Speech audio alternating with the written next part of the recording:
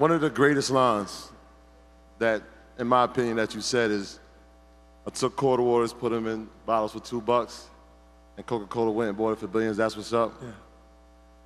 Obviously, great line, but what you did is you opened up the world of financial literacy for us. Yeah. That led to Shadi writing stories about it.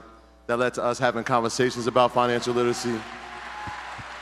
At the time, I was just like, damn, Fifth made a lot of money off that, but it was like, this is a way now to teach people through music about making money. That deal worked out pretty well. Yeah, that one. Pretty well. I wonder, has there been a deal that you haven't spoken about that has been as lucrative, as successful, that you haven't put in a song? Have there been deals like that that have come across since that time? You know what? Well, I did pretty well with SK Energy.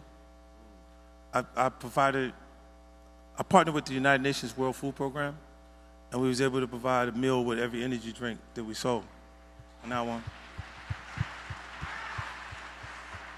And that was, I think, promoting conscious capitalism is the way to solve our issues, because we got, look, 10% of business would alleviate all extreme poverty. You got to think of how much 10% of Google is worth.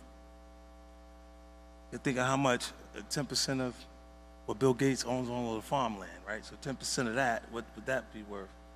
And then if we was utilizing that, because if that company was developed under that model, just because they thought people would embrace it faster if they knew it was that, then we would find the finances to solve a lot of the issues that we had going on. But yeah, the vitamin one thing, I didn't need the money.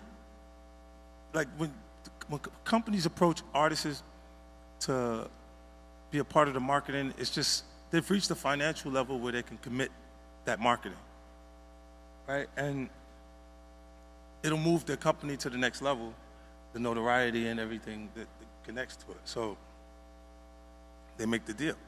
But if you told them, you don't have to give me that money, that I'll take the equity on the back end when it sells, when the real money comes, they'll go, yeah, because at that point, the equity that you have in, like Vitamin Water, they had employees that they had provided stock options for.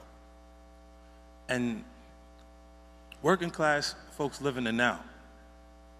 So if they say, wait, so that imaginary stock shit that you gave me that I can't keep count of because it's not going into my bank account, you saying you give me how much for that right now, and I can move, and Junior can have his own room, and I can go get the car I want, and everything right now?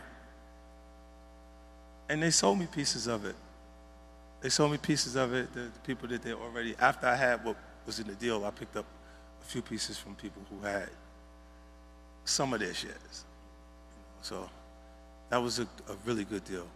But that's also financial literacy, because from what I heard, maybe you know more about this, but they had approached Ron Artest before, and they offered him the same deal, but he didn't understand equity, and he wanted money, and they wasn't in a position to give him the money that he wanted, so he turned it down, and you took the equity. But that's because he probably didn't have the understanding, like you said, of what equity is. And just where he was at that point in his career. Like, basketball, everything's the check, so they look at the last check they came.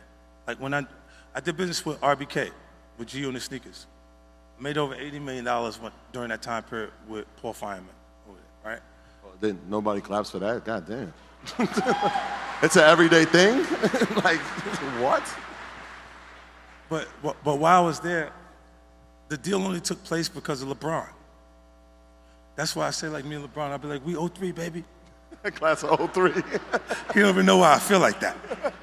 But when RBK lost, when they lost the bidding war for LeBron, because Nike ended up making a deal with him for $120 million.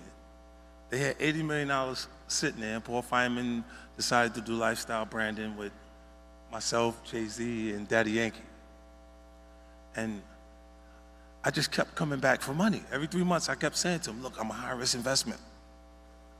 Yo, it's going good. I'm a high-risk investment. Yo, we're doing so good. How many shoes we sell? I'm a high-risk investment. And I kept leaving with the money. I was like, yo, I just don't want you to be in a bad spot. I might say the wrong thing, and then everything just be fucked up. All right? Then I start telling them the stuff that my publicist told me, right? Because she told me 2 things you don't say. You don't say nothing about religion, and you stay away from politics, right? Because no matter what your beliefs are, someone passionately disagrees with you, right? So you just stay away from that. And then, if you don't believe she was correct, all you have to do is ask Kanye.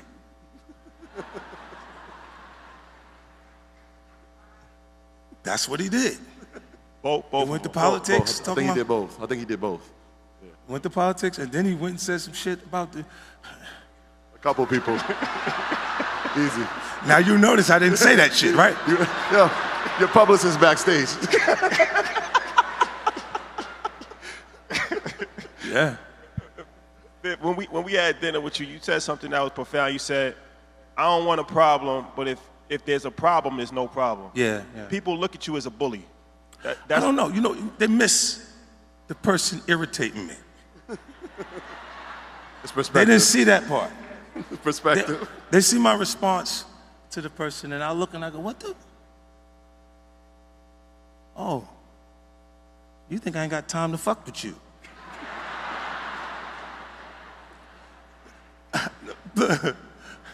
A lot of it doesn't make sense. A lot of it doesn't, there's no gratification out of it. I just like, sometimes people want attention. I say, well, here's more attention than you want. So now you feel so fucking uncomfortable that you wish you didn't do that, don't you? And it's just a concept. It's a personality, it's a character flaw that I have. And look, don't think you weren't a part of how it developed, because you were participating on social media and gave me these habits. Stay full.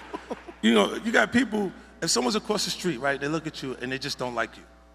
For whatever reasons, right? We at Invest Fest, people got on their good clothes and shit. I seen Steve Harvey backstage. He had on a gator jacket, gator shoes. I said, where you was going, nigga? I felt so underdressed that I gotta embarrass him. Fuck that. He didn't have to do that to me.